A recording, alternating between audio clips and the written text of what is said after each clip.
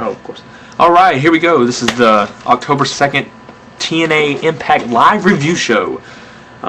Thank you all for coming here on blogtv, all three of you. But anyways, I digress.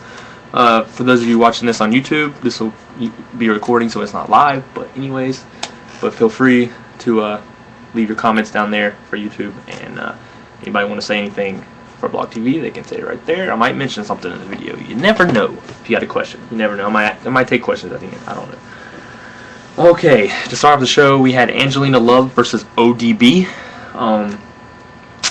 The pretty decent, women's match. It wasn't anything special.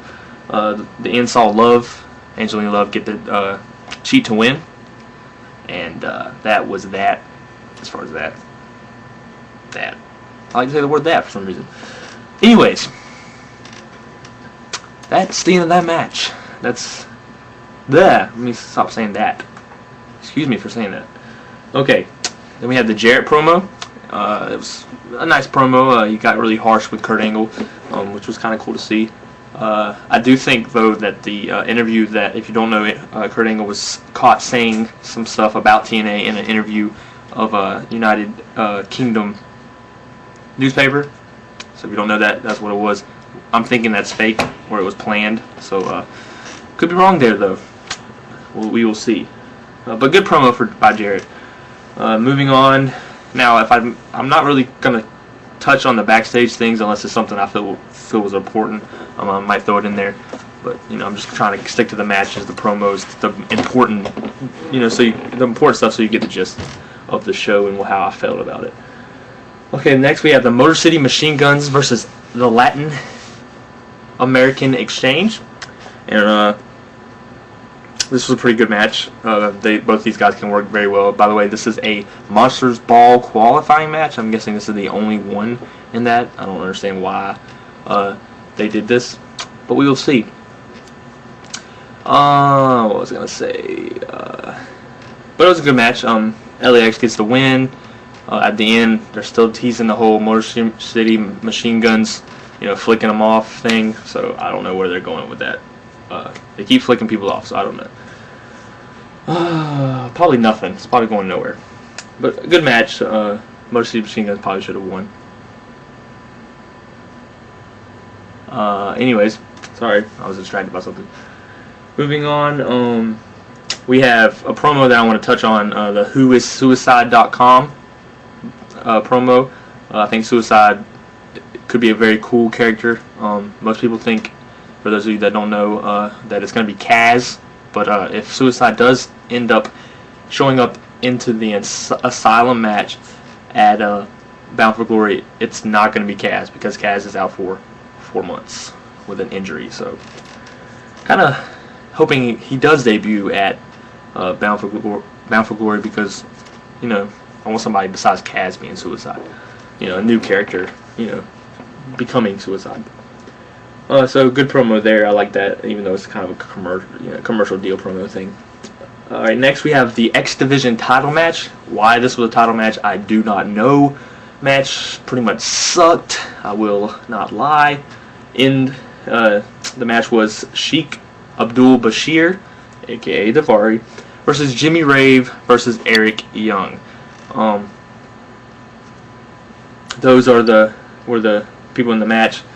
Saw Sheik win with a WMD, which I think is Weapons of Mass Destruction. No, I don't think. But that was it's a decent move. It ain't nothing great. But moving on from that, next we do see an interview before this match, this next match, and it's a decent interview. Jay Lethal talking normal and then kind of cutting into the Macho Man gimmick type thing. So that was kind of cool how he cut in and out. Maybe they're working towards something there. So that's cool. They're still teasing something between Christian and AJ. Not too sure where they're going with that. But then it leads to Team 3D and Booker T versus Jay Lethal, Christian Cage, and AJ Styles. The match was pretty good. It ended with AJ causing them to lose by jumping off trying to hit, I believe it was Booker T. Instead he hits, he was trying to hit Bubba Ray, Instead, he hits Christian. Booker T rolls up Christian. 1, 2, 3. Match is over. So they get the win. That's enough said there. Still wondering where the Booker T briefcase thing is going. That's an interesting little concept they're throwing in there. Could go well. It might be something they're planning for Bound for Glory. Maybe, maybe not. I don't know. We will see. Then we have an interesting segment, something that I kind of like and then I kind of don't like. So it's an iffy segment there, an iffy announcement. If you did not see it, Beer Money comes out, issues a challenge. First they're talking smack and saying, oh, we got rid of Jacqueline. They point to Hector saying, ooh, you're back to the announce table. But then they issue a challenge. They say, any tag team, any company, challenge us to a match at Bound for Glory, is what I'm guessing they meant as far as where. And then we have Team 3D come out, and I'm thinking, wait, they already have a match at Bound for Glory. This isn't going to work here. But then I caught on. See, I jumped the gun there. I jumped the gun. Many of you might have done the same. But then out comes Abyss and Matt Morgan. And then shortly after that comes out LAX. And then we see them all bicker between each other. Jim Cornette comes out and says, "Oh, stop it now! Stop it, please!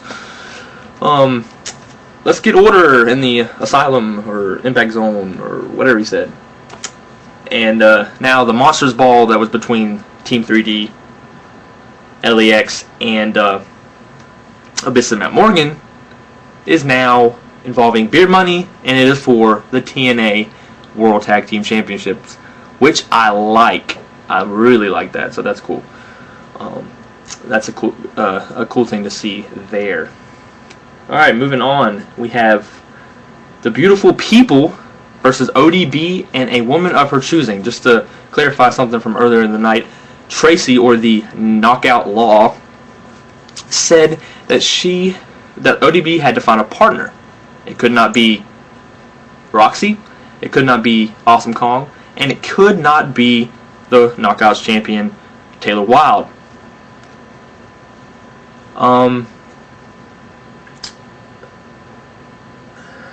Sorry, I lost my train of thought.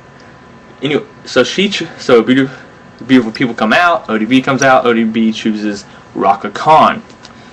Raka Khan sucks balls. I'll just go ahead and say that. Just to answer somebody in the chat, just want to say TNA stands for Total Nonstop Action.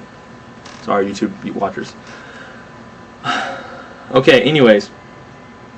We have Khan get the win for her and ODB. Beautiful people start attacking them. And then we see Rhino come down and, confront Kip and help them out.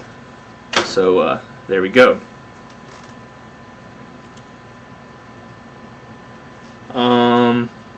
Next, and then pretty much that's leads on to the end of the night, and we oh, by the way, that match, do not, if you TiVo'd Impact or if you plan on watching it Saturday, you can skip through that match. That match was terrible. Velvet Sky, Rocker Khan.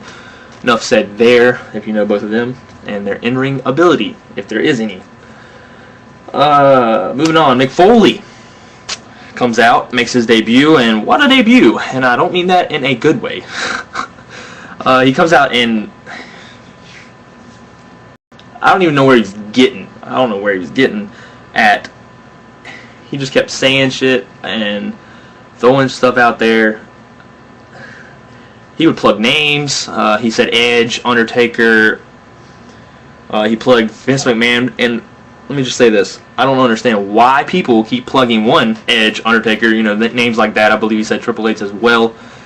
And why they keep plugging Vince McMahon. Makes no sense at all. But hey, I don't understand why they did it. And especially Mick. And on the phone with him and shit. I don't know what the hell he was talking about. Didn't really care. Kurt Angle interrupts. Loved it. I was like, thank you for saving us. And he didn't really save us. But other than that, the promo was pretty shitty if you want to ask me. It was not that great.